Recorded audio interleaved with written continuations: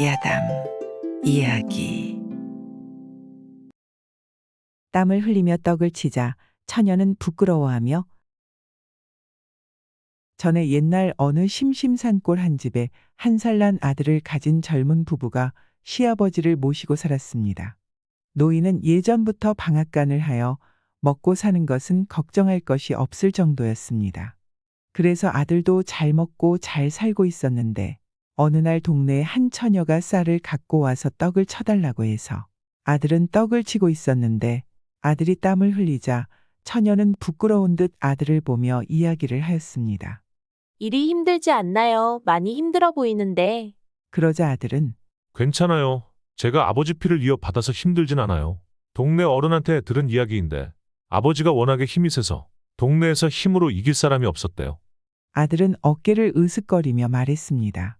한 번은 황소 한 마리가 고삐가 풀려서 이리저리 동네를 돌아다니면서 휘젓고 다녔는데 그때 하필이면 어린아이가 황소가 있는 곳으로 뛰어오는 것이었죠. 그때 아버지가 뛰어가서 아이를 안았는데 황소가 아버지를 보고 흥분해서 막 뛰어오는데 순간 아버지도 놀래서 뒤도 보지 않고 뛰었대요. 그래도 황소가 하도 빨리 달려와서 아버지 엉덩이를 뿔로 박으려는 순간 아버지는 자기도 모르게 한 손에는 아이를 안고 한 손으로 황소의 뿔을 붙잡고 내던졌는데 그때 황소가 나자빠졌다고 하는 거예요. 그때부터 아버지는 힘쓰는 일이면 다 맡아서 하셨다네요. 그래서 저도 아버지의 피를 이어받았는지 그리 힘들지 않아요. 처녀는 재밌다면서 올 때마다 이야기를 듣다가 정이 통했는지 둘은 부부가 되었습니다. 그리고 부부는 아들을 낳았는데 노인은 아들에게 방앗간을 물러주었습니다. 그리고 부부가 일할 때는 노인이 아기를 봤습니다. 어느 하루 며느리는 보리방아를 찧으려고 아들을 할아버지에게 맡겼습니다. 아버님, 보리방아 찧어야겠는데 이 애를 봐주세요. 그래, 이리 가져와. 노인은 유복자로 태어난 손자를 으니아금이야하며 안고 노는데 얼마 못 가서 손자가 울음보를 터뜨렸습니다. 그래서 노인은 손자를 얼려도 보고 업어도 보았지만 손자는 울음을 그치지 않았습니다. 아무리 유복자로 태어난 단 하나밖에 없는 손자지만 하도 우니까 곱지 않았습니다. 노인은 달래고 달래다 못해서 허허 그놈 울음도 길다. 저기 호랑이가 온다. 허허 그냥 울면 호랑이가 물어가게 밖에다 내놓겠다. 하고 위협해봤으나 그래도 아무런 소용이 없었습니다. 그래서 그는 손자를 포대기에 싼 채로 문을 열고 퇴마루에 내놓고는 문을 닫고 곰방대를 찾아 담배를 피웠습니다. 그런데 이윽해서 어린애의 울음소리가 뚝 멎었습니다. 허허 그놈이 밖에 나가더니 무서워서 그친 모양이군. 그래도 혹시나 해서 노인은 문을 열고 밖을 내다보니 뜻밖에도 아이가 오간데 없었습니다. 노인은 혹 며느리가 안 와갔는가 해서 집신을 끌고 방앗간으로 가보니 며느리는 땀을 뚝뚝 흘리며 방아를 찧고 있었는데 손자놈은 없었습니다. 노인은 겁이 덜컥 났습니다. 급히 돌아와 집 뒤를 돌아봤으나 그림자도 없었습니다. 그제서야 열의 아홉은 뒤산에 호랑이가 물어갔겠다는 생각이 들었습니다. 생각할수록 기가 막힌 일이었습니다. 손자가 없어져 대가 끊어지는 것은 둘째로 치고 점디 젊은 며느리를 어떻게 대하랴 싶어 눈앞이 캄캄했습니다. 제가도 안 하고 배 속에 남은 씨를 받아 그것 하나 바라고 사는 며느리인데 그 애를 호랑이가 물어갔으니 어떻게 며느리를 대하며 무엇라고 말하나. 에이, 내가 먼저 죽어야겠다. 애도 하나 못 보고 밥축만 내는 등신이 살아서 뭘 하노. 노인은 광에 들어가 낫과 발을 가지고 뒤산으로 올라갔습니다. 그는 며느리에게 부담을 끼치지 않기 위해 사람들이 찾지 못할 심산벽곡에 들어가 죽으려 했습니다. 심산으로 들어간 노인이 안간힘을 써서 벼랑을 토파오르니 앞에 범의 굴이 나타났습니다. 범의 굴을 보자 노인의 머릿속에서는 아무래도 죽을 바에는 손자놈을 물어간 범과 판가리 싸움을 해봐야겠다는 생각이 번개치듯 하였습니다. 죽겠다고 마음을 먹은 노인이라 무서운 것이 없었습니다. 어디서 그런 힘과 용맹이 솟아났는지 노인은 날파람을 일구며 아찔한 벼랑을 토파올랐습니다. 범의 굴은 높은 벼랑 낭떠러지 중턱에 있었는데 평생을 산에서 산발을 타며 살아온 노인이건만 땀동이를 흘리고서야 겨우 범의 굴에 다다랐습니다. 노인은 손에 낫을 거머쥔 채 덮어놓고 범의 굴로 기어들어갔습니다. 처음에는 굴이 좁더니 들어갈수록 차차 넓어졌습니다. 마지막까지 들어가니 범은 없고 손자가 포대기에 쌓인 채 새근새근 잠자고 있었습니다. 노인은 손자를 보자 너무도 기뻐서 낫을 놓고 아이를 덥석 끌어안았습니다. 그가 손자를 안고 나오려 하는데 갑자기 굴문이 막히며 캄캄해졌습니다. 그제서야 그가 정신을 바짝 차리고 내다보니 큰 범이 뒤걸음쳐 들어오는데 그 뒤로 범의 새끼 2마리가 따라 들어오고 있었습니다. 내 놈이 만만한 애를 물어다 놓고는 새끼들을 데리러 갔댔구나. 하지만 어림도 없지. 노인은 손자를 내려놓고 낫을 들고 마주 나갔습니다. 구란이 좁아서 낫을 휘두르기가 말죄였습니다. 그래서 낫을 놓고는 뒤걸음쳐 들어오는 호랑이의 꼬리를 덥석 잡아 손에다 감아쥐었습니다. 마음 놓고 꼬리를 휘두르며 들어오던 호랑이가 깜짝 놀라서 따웅 소리를 지르며 앞으로 나가니 노인도 마구 끌려나갔습니다. 그러다가 요행 울퉁불퉁한 바위에 발이 걸리자 노인은 잔뜩 버티고 서서 죽을 힘을 다해 끙하고 범의 꼬리를 당기니 이번에는 범이 도로 끌려 들어왔습니다. 이렇게 한 번은 범이 당기고 다음에는 노인이 당기었는데 시간이 지날수록 노인은 맥이 지나여 범을 당해낼 수가 없었습니다.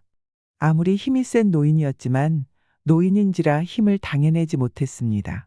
이리하여 노인은 범의 꼬리를 잡은 채 끌려 굴문까지 나오게 되었습니다. 이때 손자의 울음소리가 들려왔습니다. 노인은 그 울음소리에 힘을 얻어 범의 꼬리를 힘껏 잡아당겼습니다. 호랑이가 울부짖으며 힘을 쓸 때 에라 모르겠다. 하며 손을 놓았습니다. 그러자 범은 제임에 모시겨 낭떠러지 바위에다 대가리를 박으며 떨어져 대갈통이 묵사발이 되고 말았습니다.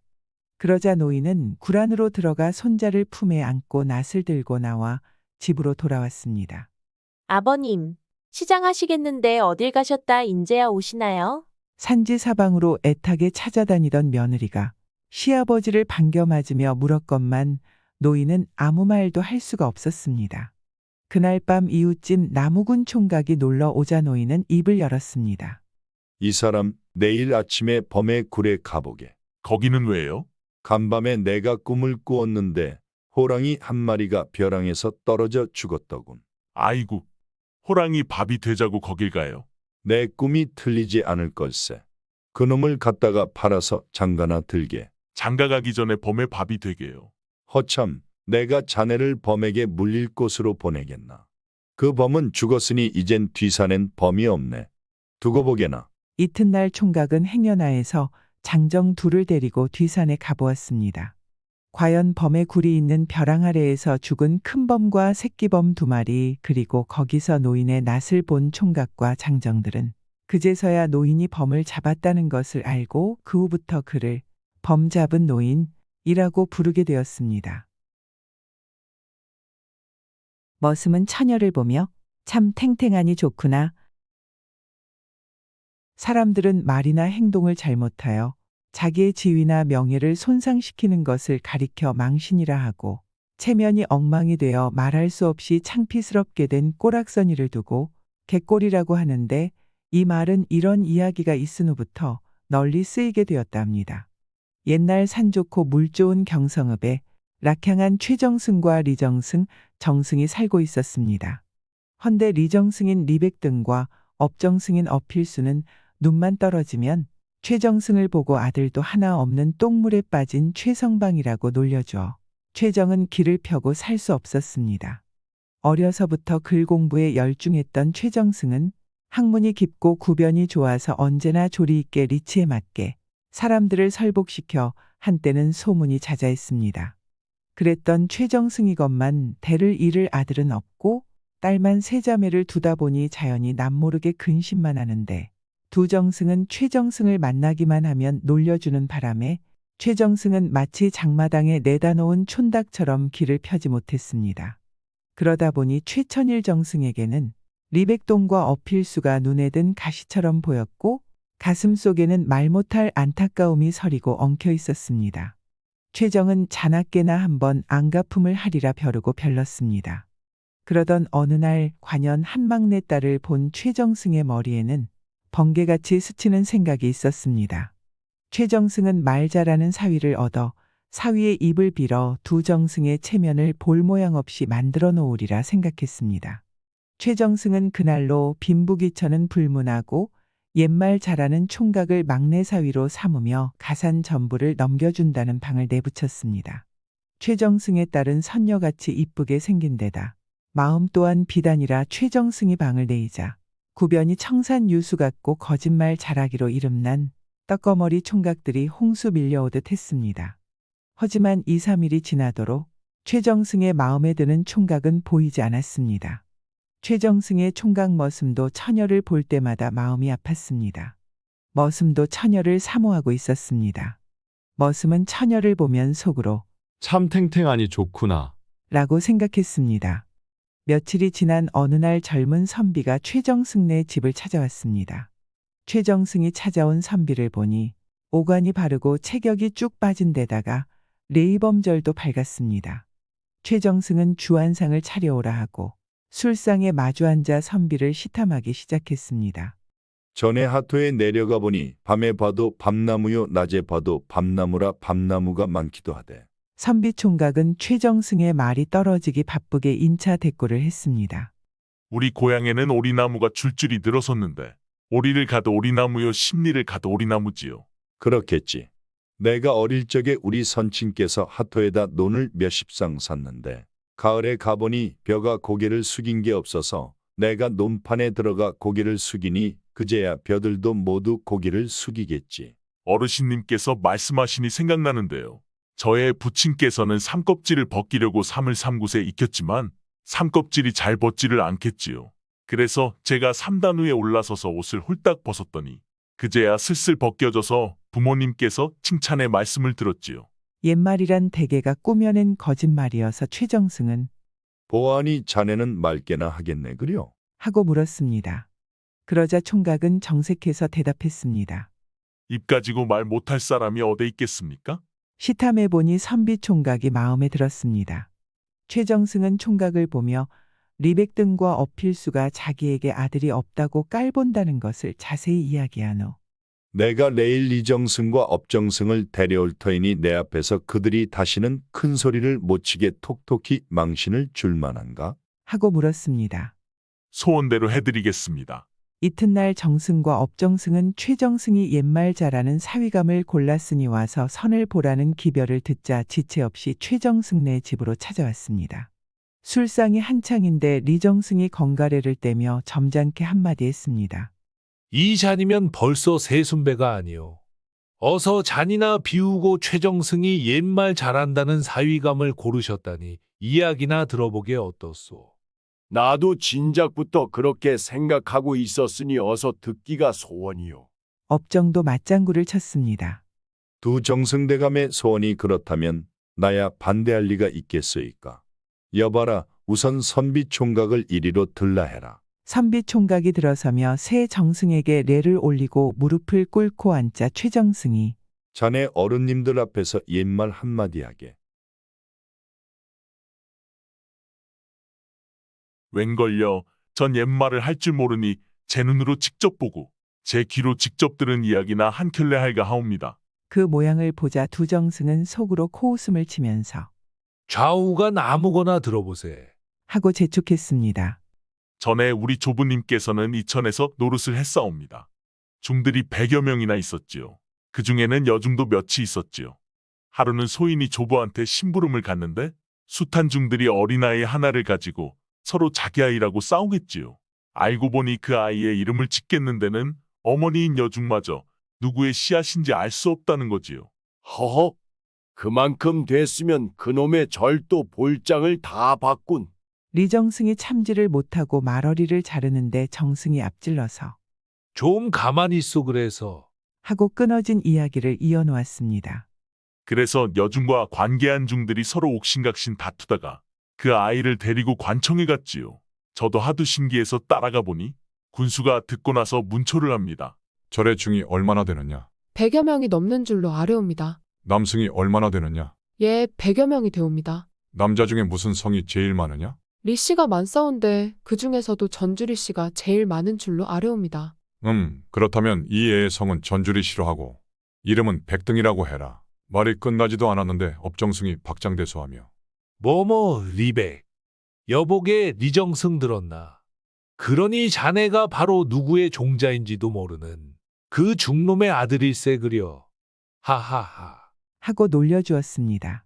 리정승은 얼굴이 백지장이 되어 황소숨을 쉬는데 선비총각은 모르는 척하며 아니, 왜 그러십니까? 하고 능청스럽게 물었습니다. 그 애가 자란 게 바로 이 리정승이란 말이네. 하하하. 업정승이 눈물을 짜며 웃는데 최정승이 하하하 공연한 소리를 하는군. 그래. 그래서 어떻게 됐나? 하고 속이 흐뭇하여 물었습니다. 그래서 이름을 리백이라고 지었는데 그 애를 돌림내기로 업어서 키우다 보니 서로 없겠다고 빼앗았지요. 그 애는 업히우는 것을 제일 좋아했지요. 그러다 보니 리백이라고 부르는 사람은 없어지고 얘 어필수야. 이리 오너라 내 업어줄게. 하고 부르면 어필수는 막 달려가서 냉큼 어피우곤 했답니다. 그러자 이번에는 리정승이 깔깔 웃어대며 해에 이복의 필수. 그러고 보니 씨도 모를 그 애가 큰 게 바로 자네일세 그려. 하고는 배를 끌어안고 돌아가는데 업정승이 얼굴이 지직해서 에이, 허파에 바람든 놈 같으니라고. 세상에 그런 거짓말이 어디 있나? 하며 눈을 부릅떴습니다. 거짓말이라니요? 그러게 전 거짓말은 모른다고 먼저 말씀드렸는데요. 이때에야 최정승은 선비총각의 한마디 이야기로 하여 두 정승이 얼빠진 등신처럼 불그락푸르락 쩔쩔매는 꼴을 보며 기뻐하였습니다. 최정승은 온 읍이 떠나갈 듯 웃고 나서 두 정승을 보며 말했습니다. 오늘에 알고 보니 리정승과 업정승은 중놈의 아들이었군. 그래. 리정승과 정승은 체면이 엉망이 되어 더없이 창피스럽게 되자 신도 제대로 찾아신지 못하고 꽁무니를 뺐습니다.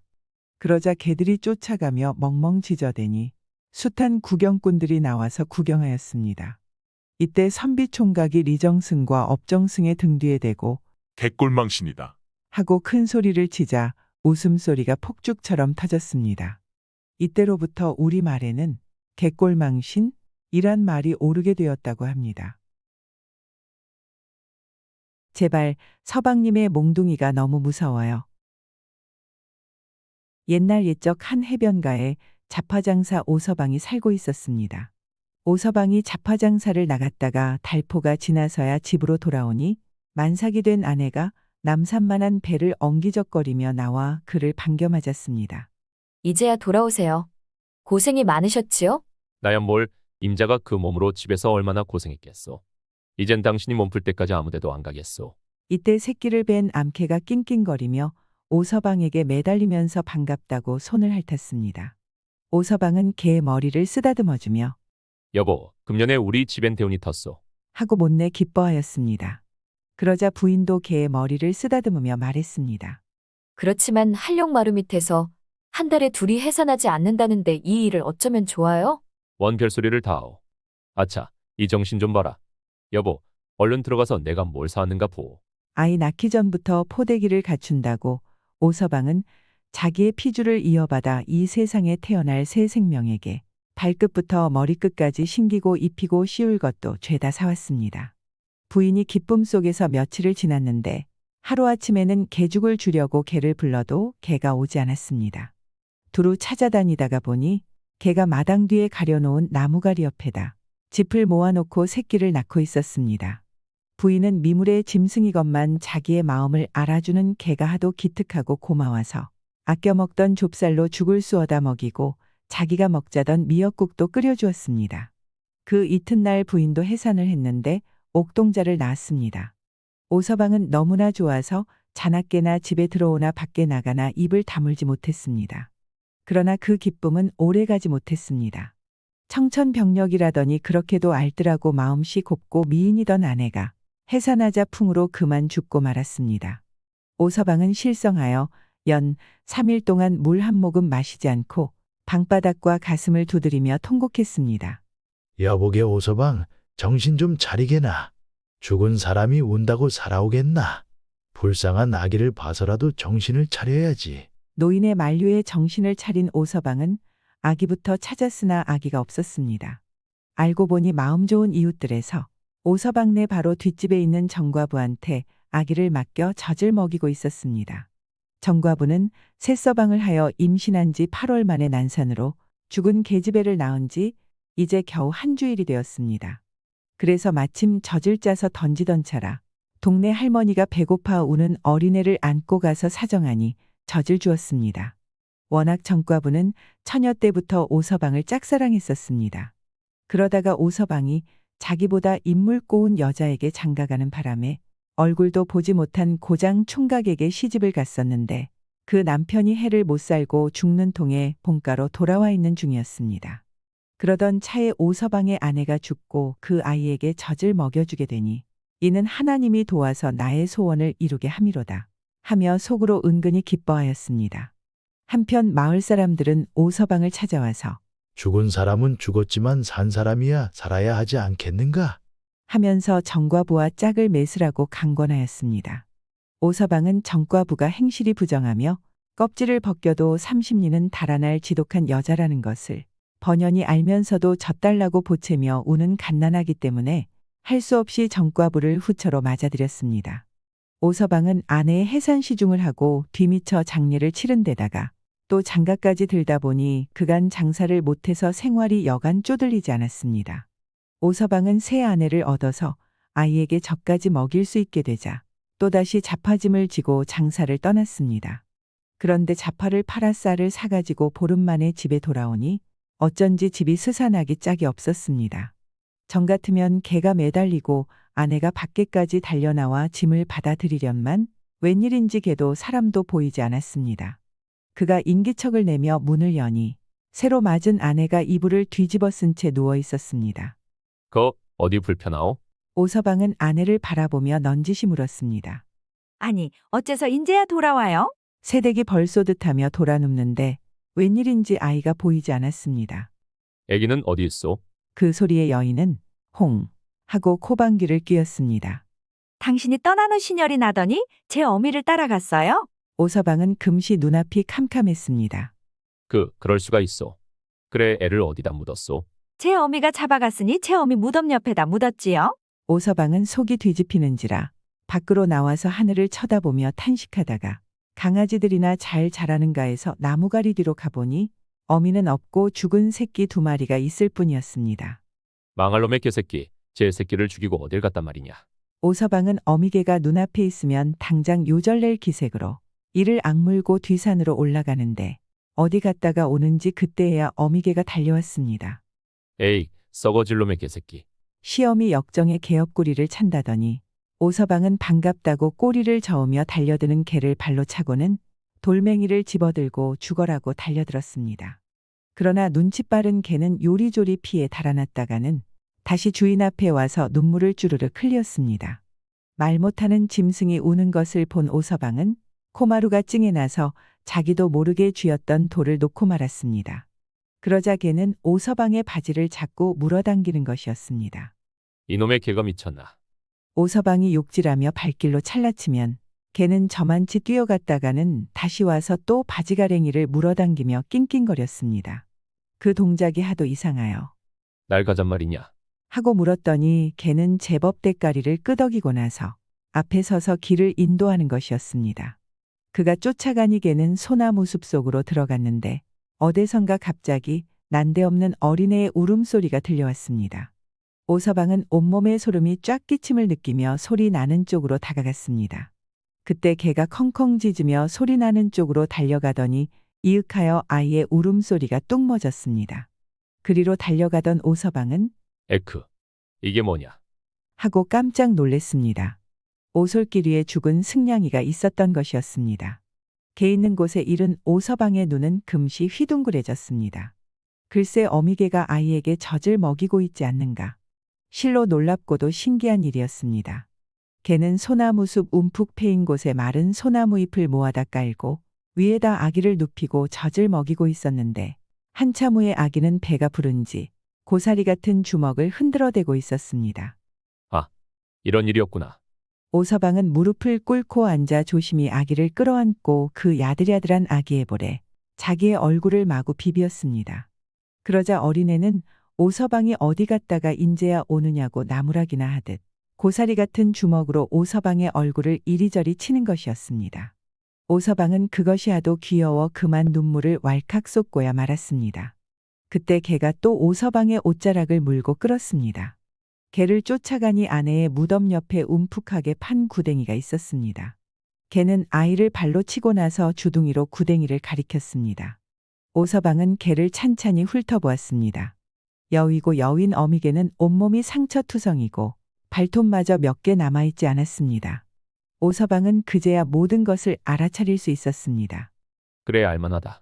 부처가 이 애를 생매장한 걸 내가 판에다가 소나무 숲속에 숨겨놓고 젖을 먹여 살렸구나. 내 새끼들이 젖을 먹겠다고 따라온 걸 물어 죽이고 밤이면 이 애를 지키다가 달려드는 승냥이까지 물어 죽였구나. 오서방은 목이 콱 메어 아무 말도 할 수 없었습니다. 한동안 개를 끌어안고 흐느끼던 오서방은 벌떡 일어섰습니다. 에이 개보다 못한 년. 너 같은 년이 있기에 계모들이 다 팔리지. 오서방의 눈에서는 불꽃이 뚝뚝 떨어졌습니다. 그런데 그년이 왜 이 애를 죽이자고 했을까? 이런 생각을 굴리며 집에 돌아온 오서방은 어찌나 힘차게 문을 잡아당겼던지 부엌문이 벌컥 나가 떨어졌습니다. 산토끼 놀라듯 깜짝 놀라 움쭉 일어선 계모는 눈에 불이 펄펄 이는 오서방과 그 품에 안겨 주먹을 내두르는 갓난애를 보자 초풍할 지경으로 악! 소리와 함께 방구석으로 피하며 소리쳤습니다. 저 귀신 좀 봐라. 사람 살려요? 흥, 누굴 보고 귀신이래. 내년이 바로 귀신이고 내년이 요괴다. 똑똑히 봐라. 이 애는 살아있다. 살겠거든 뭐 때문에 이 애를 죽이려 했다는 것을 이실직고 하라. 라며 몽둥이를 들고 들어갔습니다. 계집녀는 얼굴이 새파랗게 질려 벌벌 떨며 서방님 몽둥이만큼은 제발. 몽둥이가 너무 무서워요. 그러니 몽둥이는 걷어주셔요. 그리고 당신이 그 애를 볼 때마다 죽은 본댁을 생각하고 날 덜 생각할까 봐 그랬어요. 아이고 한 번만 살려줘요. 하고 손이야 발이야 빌었습니다. 에이 개보다 못한 년. 내년이 죽은 무덤에는 잡초한데 안 날게다. 사람의 가죽을 쓴 지독한 인연. 날벼락을 맞기 전에 냉큼 이 집에서 나가거라. 오서방의 천둥 같은 호령 소리에 질겁하여 밖으로 뛰쳐나와 꼬리 빼던 정과부는 갑자기 하늘 땅을 뒤흔드는 청천벼락에 혼이 싹 날아나고 말았습니다. 이때부터 우리말에는 사람 구실을 하지 못하는 사람이나 그런 여자를 가리켜 개만도 못하다거나 개보다 못한 년이라고 하는 말이 생겨났다고 합니다. 서방님 마님 서로 물고 빨고 느끼고 옛날 한 곳에 일하기 싫어하는 건달이 있었습니다. 1년 365일 하루도 일하지 않고 새치 혀끝을 놀려 남의 등을 치고 간을 빼먹는 요사한 놈이었습니다. 게다가 돈푼만 있으면 술집과 기생집 문턱이 닳도록 다니는 알건달이었습니다. 하루는 기생집에서 놀다 보니 돈이 떨어져서 쫓겨나는 수밖에 없었습니다. 하는 수 없이 아는 사람을 찾아서 돈푼이나 얻어쓰려고 이리저리 기웃하며 술집들을 찾아다녔습니다. 한 술집에서 수레에다 나무를 해다 팔고는 술을 얼마나 마셨는지 술상에 꼬꾸라져 있는 운마을 호라비인 남서방을 만났습니다. 오라 어제 형의 장사를 지내더니 타는 가슴을 술로 달래다가 취한 모양이군. 저놈에겐 나무 판 돈이 있겠지. 알건다리는 이렇게 중얼거리며 술에 만취한 남서방을 들어다 수레에 눕히고 소를 몰았습니다. 동구 밖을 벗어나자 남서방의 호주머니를 들추니 나무 판돈이 있는지라 몽땅 털어서 제 호주머니에 쑤셔 넣었습니다. 한 심리가량 가니 해가 지고 어슬슬했습니다. 이제 이 길을 가면 집에 도착하지만 길 옆에 있는 주막집을 보자 참새가 방앗간을 그저 지날 수 없듯이 알건다리는 주충이 올라와 소를 세웠습니다. 그는 혹시 남서방이 깨어나지 않았나 하여 흔들어 보니 뻣뻣한 게 벌써 송장이 되어 있었습니다. 깜짝 놀란 알건달은 사시나 묻떨듯 벌벌 떨면서 달아나려고 했으나 발이 떨어지지 않았습니다. 그때 그의 배 속에서는 꼬르륵 소리가 났지만 머리는 술집 쪽으로 돌아갔습니다. 말뚝처럼 우두커니 서서 눈앞을 팬들팬들 굴리던 건달은 문득 한 가지 꾀를 생각해냈습니다. 그는 안간힘을 써서 시체를 메어다 술집 대문 옆 울타리에 기대어 세워놓고는 땀을 씻으며 주막집 대문을 요란스레 두드렸습니다. 그날따라 손님이 없어서 일찍 문을 닫아 걸고 자리에 누웠던 주인은 일어나지도 않은 채 술을 안 판다고 소리쳤습니다. 그러나 건달은 더욱 기승스럽게 대문을 쾅쾅 두드리며 초저녁부터 계집을 끼고 자빠졌다고 쌍욕을 퍼부었습니다. 주인이 듣다 못해 벨이 상투까지 치밀어 올라 홍두깨 방망이를 들고 야밤에 웬 미친놈이 와서 이 지랄이냐? 하며 달려나왔습니다. 그러자 건달은 멀찍이 피하여 으슥한 구석에 숨은 채 술집 주인의 거동을 살폈습니다. 술집 주인이 대문에 빗장을 뽑고 발로 문을 툭 차며 나와보니 웬 키꺽다리가 울바자의 머리를 박고 서 있는지라 다짜고짜 방망이로 엉덩이를 후려갈겼습니다. 그랬더니 그 키꺽다리는 나무 토막 넘어가듯 젖쯤에 낮아빠졌습니다.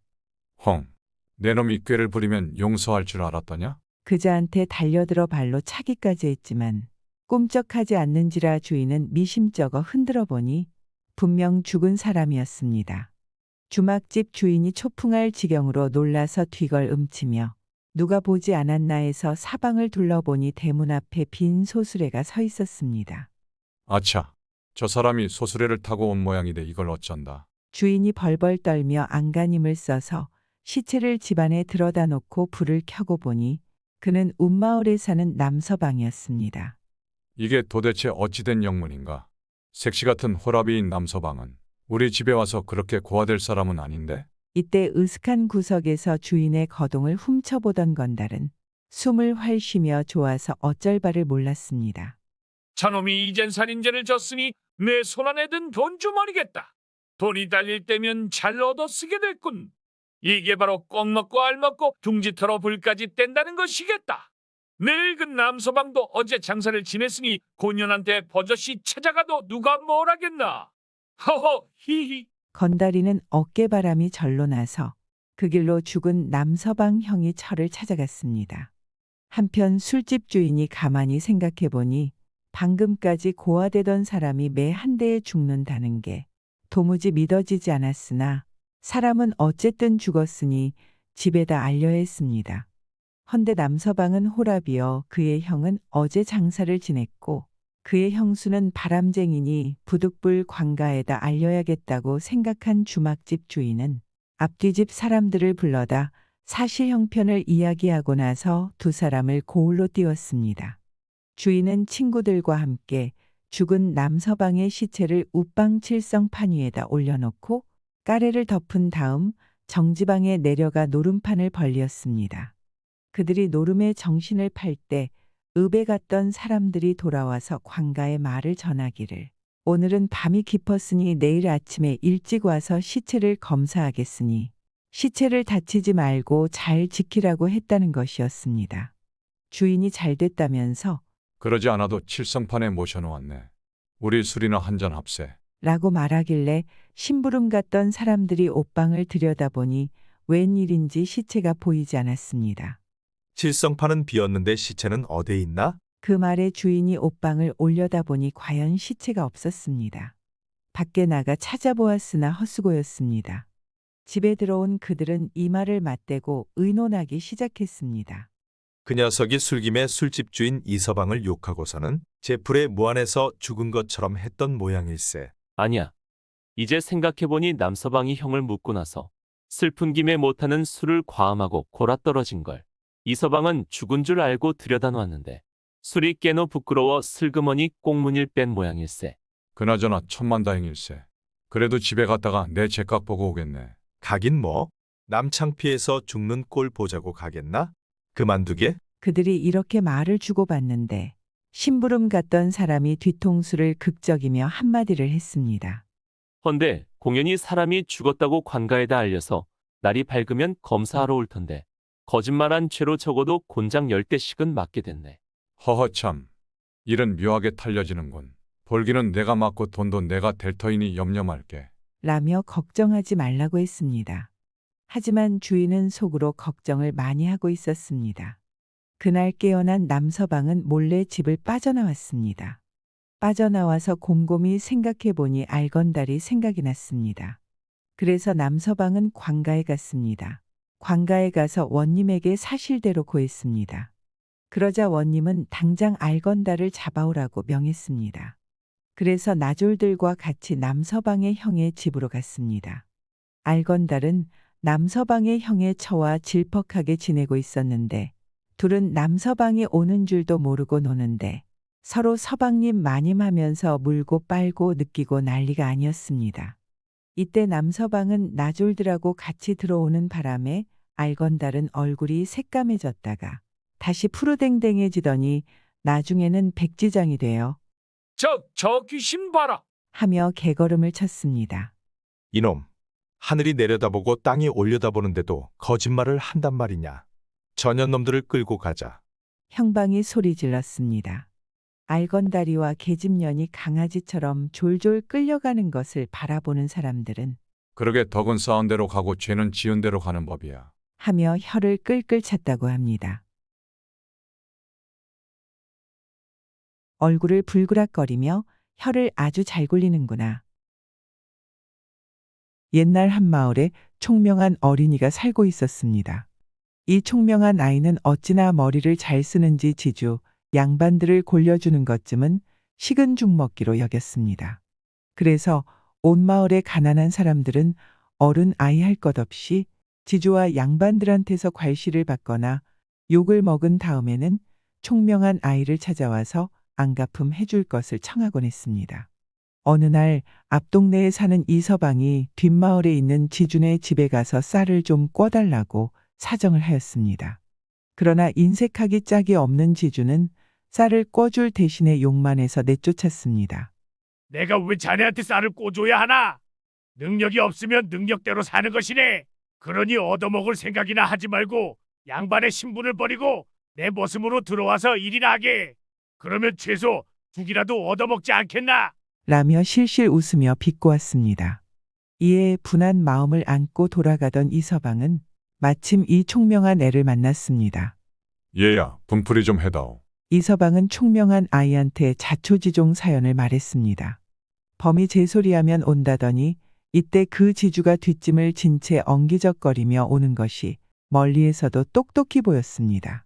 작은 눈을 깜박이며 무엇인가를 골똘히 생각하던 총명한 아이는 이서방의 귀에 대고 소곤소곤 귓속말을 하고는 지주를 향해 마주 걸어갔습니다. 나으리님께서는 아침 일찍 어딜 가세요? 넌 누구더라?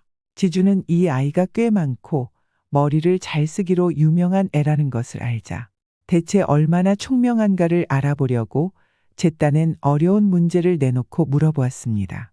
마침 잘 만났다.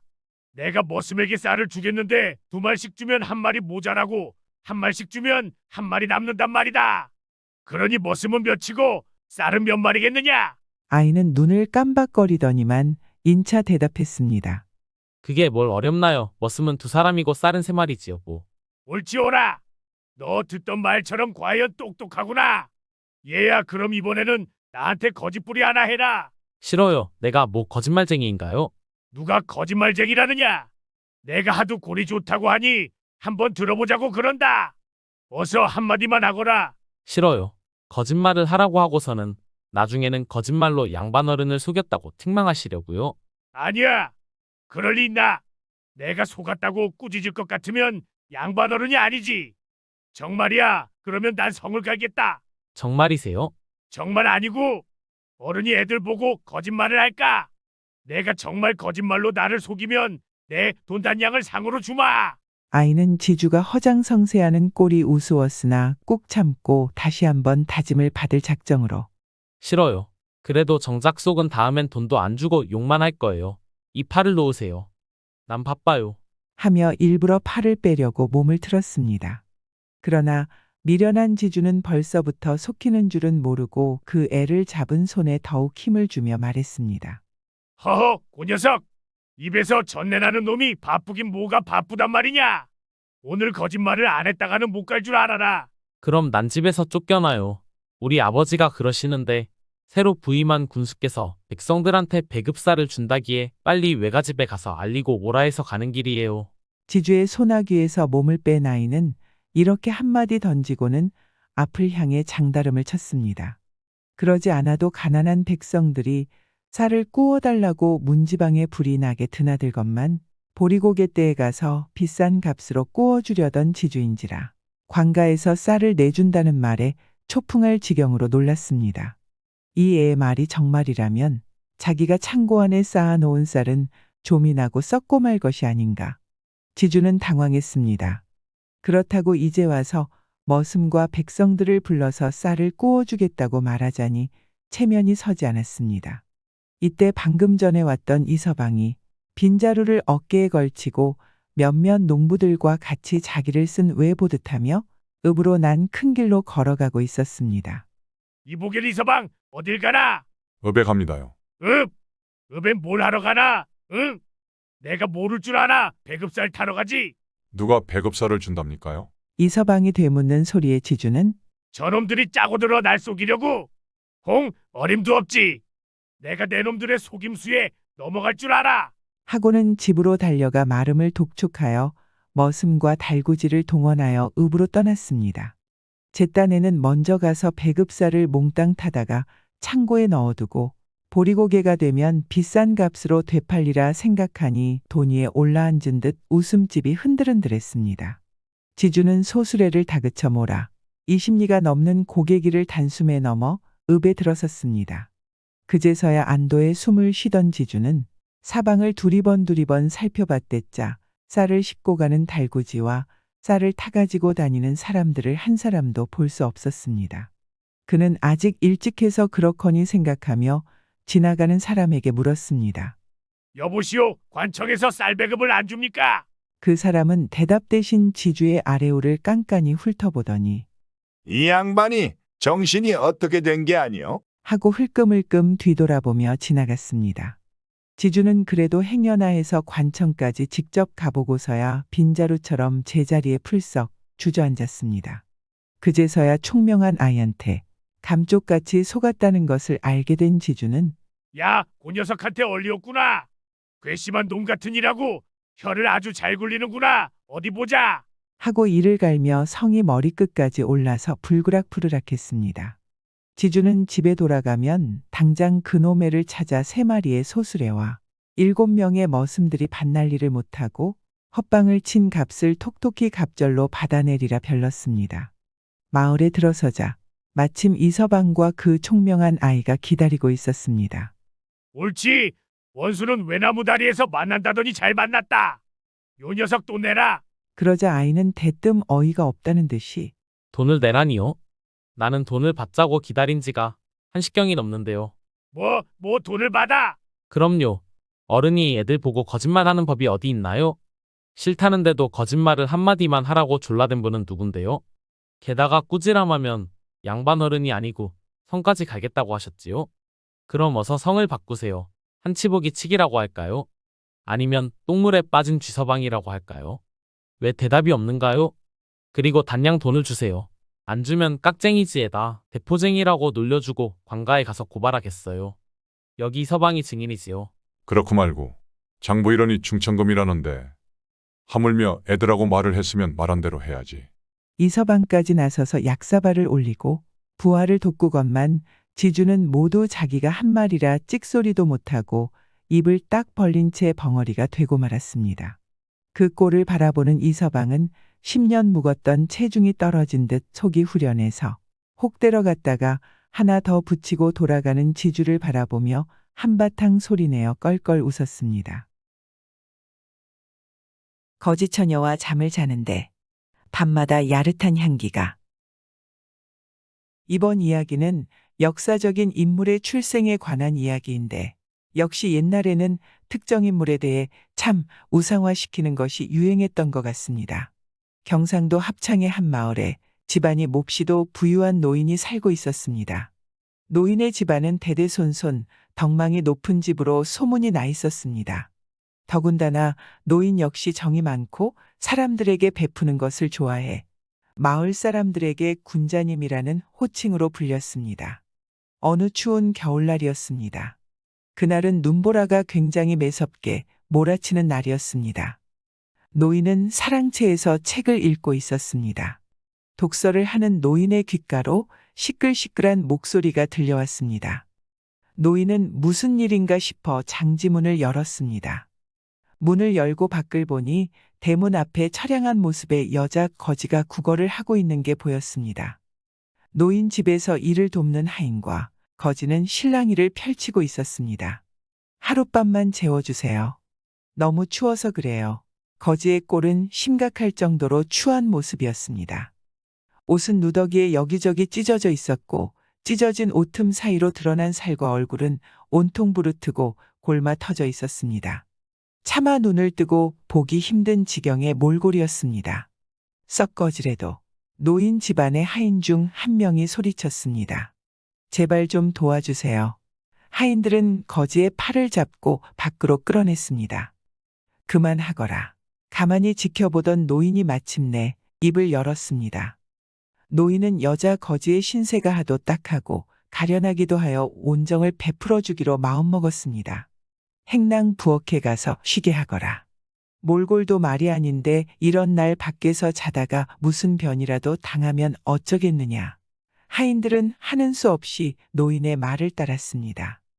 거지를 헛간의 부엌 한 구석에 데려다 주었습니다. 노인의 명에 따라 하인들은 거지에게 밥도 내어주었습니다. 추워서 죽겠습니다. 부엌에 있던 거지가 소리쳤습니다.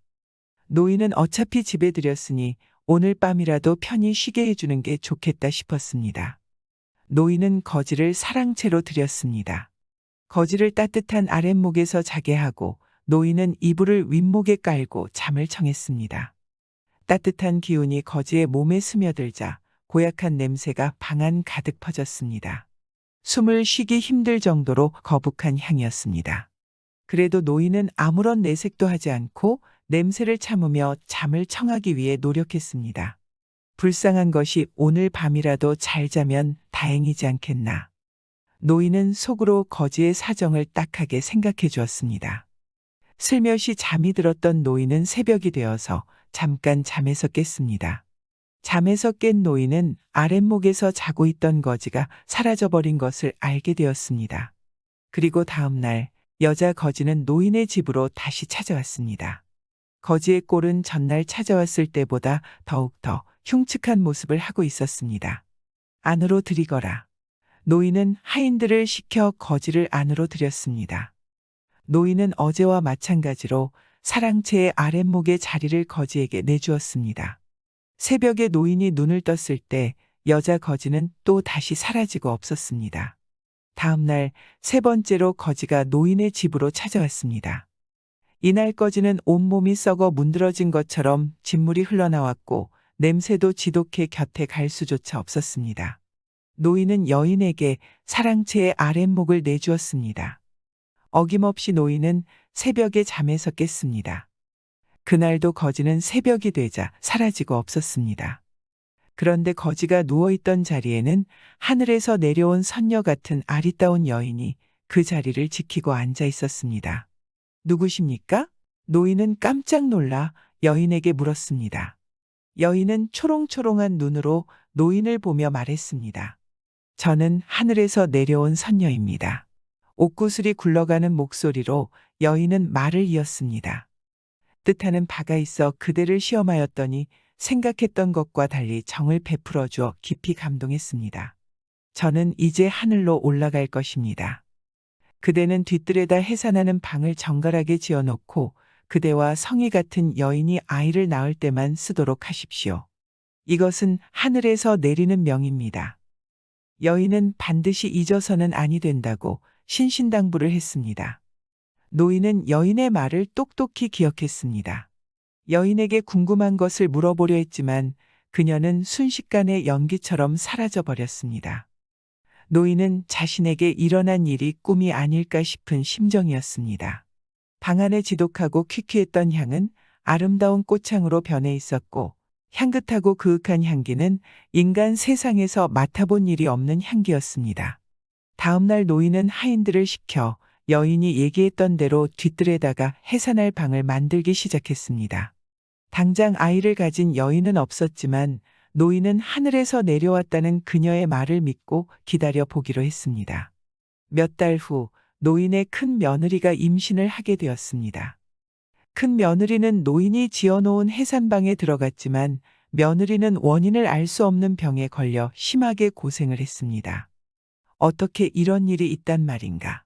노인은 여인의 말을 믿은 것이 실수는 아니었을까 고민이 됐습니다. 그리고 다시 얼마 후였습니다. 노인의 조카 며느리도 임신을 했고 해산방에 들어가서는 큰 며느리처럼 고생을 해야만 했습니다. 하늘에서 내려온 선녀가 거짓말을 할 수 있는 것일까? 그렇지 않으면 무슨 까닭이 있는 것인가? 노인은 답답한 마음에 혼잣말을 중얼거렸습니다. 노인의 고민이 깊어가던 무렵이었습니다. 시집을 갔던 딸이 산딸이 되어 해산을 하기 위해 노인의 집으로 찾아왔습니다. 노인은 딸이 찾아오고 나서야 선녀가 했던 말이 떠올랐습니다. 나와 같은 성을 가진 여자라면 내 딸밖에 더 있겠느냐. 딸은 해산방에 들어가서는 별다른 고통 없이 옷 같은 사내아기를 순산했습니다.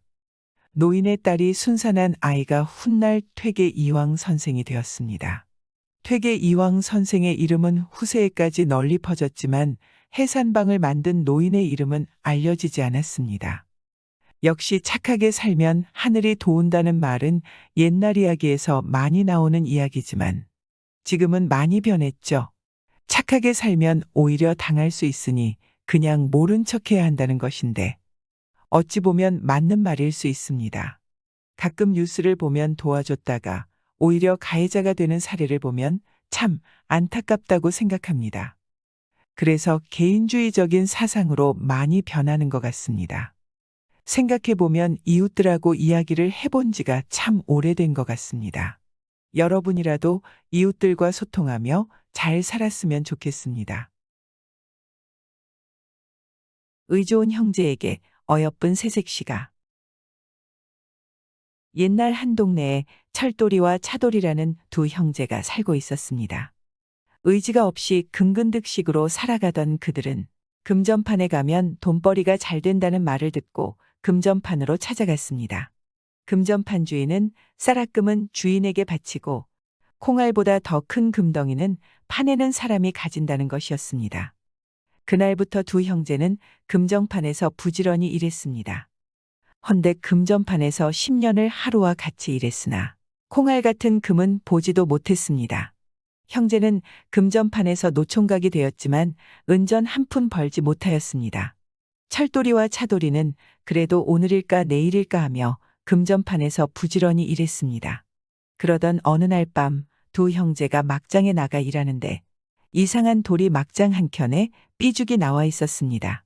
금을 캐려고 그 돌을 빼내니 반발이나 길게 생긴 돌은 보통 돌보다 얼마나 더 무거웠는지 몰랐습니다. 이상한 생각이 들어 바닥에 고인물에 씻어보니 신우런금이었습니다. 10년 동안 흘린 땀이 헛되지 않았습니다. 두 형제는 기쁨에 겨워 금을 만져도 보고 들어도 보았습니다. 이튿날 두 형제가 발반이나 되는 금을 캤다는 소문이 온 금전판에 퍼졌습니다. 금전판 주인도 난생 이렇게 큰 금덩이는 처음 보았는지라 상당히 좋아했습니다. 하지만 제가 내놓은 법이라 숱한 사람들 앞에서 그 금덩이를 빼앗을 수 없었습니다. 철돌이와 차돌이는 더는 지체하지 않고 친구들과 작별 인사를 하고 고향길에 발길을 돌렸습니다.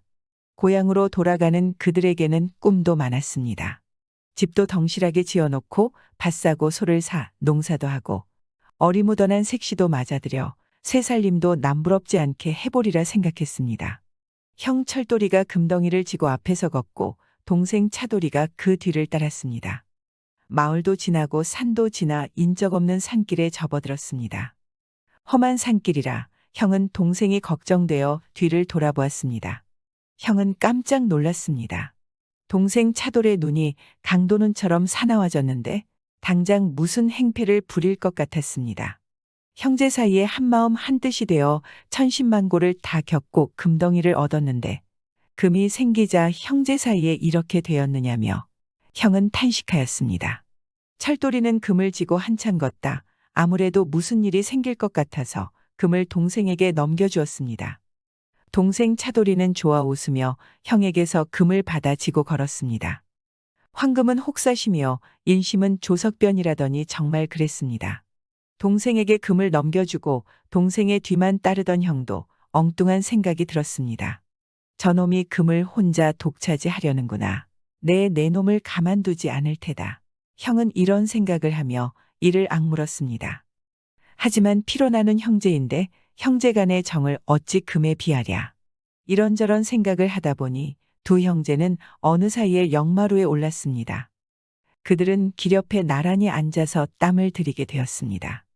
이때다 싶어 형 철돌이는 동생 차돌이를 보고 속심의 이야기를 했습니다. 동생, 우리는 막장에서 갖은 고생을 다하며 일할 때도 한마음 한뜻이 되어 일했네. 그런데 황금이 생기고 보니 형제 사이가 달라지는 것 같네. 나는 우리 형제 간의 정을 해칠까 겁나네. 그러니 이 금을 어떻게 처리하면 좋겠나. 형 철돌이가 이렇게 말하자 동생 차돌이도 마음속에 도사리고 있던 무서운 생각을 내놓았습니다. 형님이 금을 지고 걸을 때 내 마음도 불시에 변하여 하마터면 형님을 해칠 뻔했어. 이까짓 금 때문에 우리 형제 사이에 무슨 일이 생길지 모르겠어. 형님, 이 금을 버리고 갑시다. 내 말이 옳다. 동기도 윤기도 몰라보는 이까짓 걸 해서는 뭘 하겠니. 던지고 가자. 두 형제가 합의되자 그들은 10년 동안 고생하던 끝에 얻은 금을 혈마루 천지꽃 뿌리 밑에 헌신짝 던지듯 던졌습니다. 금을 뿌려 던지고 나니 마음도 거뜬하여 두 형제는 발걸음도 가벼워졌습니다. 날이 저물자 두 형제는 역 밑에 있는 주막집에 들어 자게 되었습니다. 저녁을 먹자 두 형제는 자리에 누웠습니다. 피곤에 지친 형은 자리에 눕자 코를 드렁드렁 골며 잠에 골아빠졌습니다. 헌데 동생은 잠은커녕 눈이 점점 말똥말똥해졌습니다. 금 생각이 나서 도저히 잠을 이룰 수가 없었습니다. 그는 형이 잠든 기회를 놓칠세라 살그머니 문을 열고 나와서 오던 길을 따라 영에 올랐습니다. 숨이 턱에 닿게 영에 오른 동생은 영에 오르자 바쁜 숨도 돌릴 새 없이 천지꽃 뿌리 밑을 살폈습니다. 순간 그는 놀라 악! 소리를 지르고 뒤로 물러섰습니다. 구렁이는 사람을 보자 머리를 축혀들고 입을 벌쩍 벌리며 사나운 눈에 불을 일궜습니다. 차돌이는 온몸에 소름이 끼쳐 떨었습니다. 한참 만에야 동생은 정신을 차렸고 금덩이를 가져가지 못하면 죽어도 눈을 감을 것 같지 않았습니다. 그는 그까짓 미물짐승이야 못 당하려 하는 생각에 참나무 몽둥이를 꺾어서 구렁이를 내리쳤습니다. 헌데 구렁이 대신 천지꽃이 끊어져 나갔습니다. 그러자 천둥이 우는 듯 요란한 소리가 나더니 구렁이가 차돌이한테 덮쳐들었습니다. 차돌이는 생사결단하고 구렁이와 싸웠지만 구렁이를 당해내는 재간이 없었습니다. 구렁이는 차돌이를 통째로 삼키려 들었습니다. 그러니 금 생각도 오간데 없었습니다. 차돌이는 걸음아 날 살려라 하며 뛰어서 영을 내려왔습니다. 날이 셀녘해야 주막집에 돌아온 그는 형님이 알고 일어나는 것만 같아서 살그머니 문을 열고 들어가 형 옆에 누웠습니다. 전날 저녁에 구사일생으로 살아온 동생은 자리에 눕자 잠에 골아빠졌습니다. 그런데 다음날 동생이 잠들었을 때 형 철돌이가 딴 생각을 했습니다. 아무리 생각해도 금을 던지고 온 것이 마음에 내려가지 않았습니다. 하여 그도 동생 몰래 영에 올라갔습니다. 형 철돌이도 밤새껏 구렁이와 싸우다 겨우 목숨을 부지해 가지고 주막집까지 찾아왔습니다. 그는 주막집에 이르자 동생 옆에 앉았습니다. 미처 동생이 눈을 뜨고 앉았습니다. 하지만 동생은 별다른 기색이 없이 형님을 보았습니다. 형 철돌이는 자기도 방금 일어난 듯 눈을 비비고 동생과 말했습니다. 동생, 난 지난밤에 이상한 꿈을 꿨네.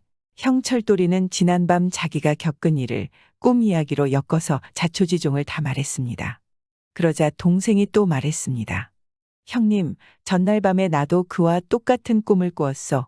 동생이 또 같은 꿈 이야기를 하자 형은 동생을 보고 물었습니다.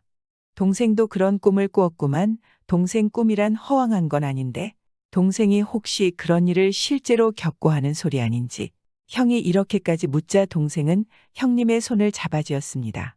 형님, 제발 한 번만 용서해 주오.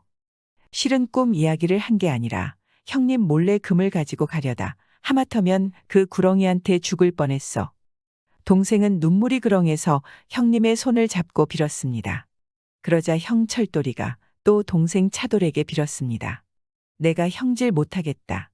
내 마음도 숫덩이 같이 변하였었네. 나도 동생한테 꿈 이야기를 한 게 아닐세. 동생, 우리 빨리 고향에 가서 마음 맞춰 손 맞춰 농사일이나 합세. 이러다간 그렇게 다정하던 우리 형제가 원수가 되겠네. 두 형제는 고향에 돌아와 농사를 지었습니다. 그런데 얼마 지나지 않아 구렁이가 행패를 부려 길손들은 영을 넘지 못하고 백리기를 돌아다녔으며 등진군이 영을 넘지 못하여 사람들은 소금도 먹지 못하였습니다. 이 소문을 들은 두 형제는 자기들 때문에 숱한 사람들이 욕을 본다고 생각했습니다.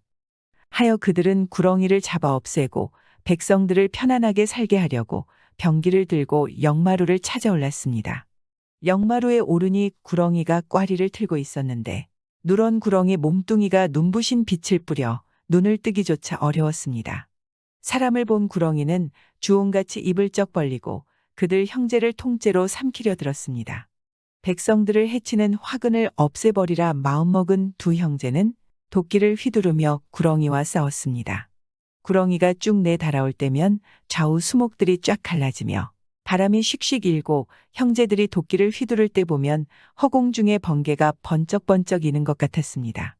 두 형제는 구렁이와 반나절이나 싸웠습니다. 헌데 도끼가 번쩍하고 번개를 일구며 구렁이를 내리쳤는데 두 형제의 도끼는 신통이도 구렁이의 허리 한복판에 가서 박혔습니다. 구렁이는 천둥 같은 비명을 지르더니 두토막이 되어 나뒹굴었습니다. 그런데 두토막이 된 구렁이는 구렁이가 아니라 두 토막으로 꽃같이 갈라놓은 황금이었습니다. 황금덩이는 두 토막으로 갈라졌지만 형제의 마음은 하나로 굳게 이어졌습니다. 의좋은 형제는 백성을 해치는 화근을 뽑아버리고 황금덩이를 하나씩 메고 고향에 돌아왔습니다. 의좋은 형제는 금을 팔아 산뜻한 초가삼간집 두 채를 짓고 소와 밭도 사서 의좋게 농사를 했습니다. 살림이 해마다 펴이는데 마음 좋고 어여쁜 색시까지 들어와 형제지간의 화목을 도모하며 남 부러운 게 없이 잘 살았다고 합니다. 구독과 좋아요, 알람 설정은 사랑입니다.